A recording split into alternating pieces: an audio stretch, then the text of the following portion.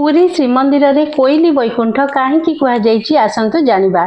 श्रीमंदिर रे महाप्रभु कोइली वैकुंठ उत्तर द्वार पाखरे बाहर बेढ़ारे अवस्थित।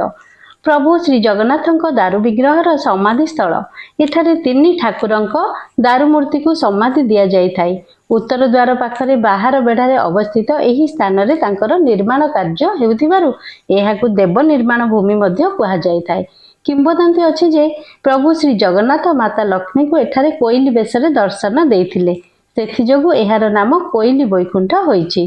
कोइली वैकुंठरू अल्प माटी आनिकी घरे नुआ घर जेतेबेले तयारी होउछि सेही नुआ घरर चारिपटे जदि सेही माटी को छिंचिबे आउ अल्प माटी जदि गोटिए नाली कपड़ा रे गुड़ेकी ठाकुर घरे रखिबे ताहले घरर सबु प्रकार वास्तु दोष कटि जाए एवं घर सुख समृद्धि प्राप्त होइथाय। वीडियोटी जदि भल लागिथिबो निहाती भाबे गोटे लाइक करिवे, कमेंट बॉक्स रे जय श्री जगन्नाथ निश्चय लिखिबे।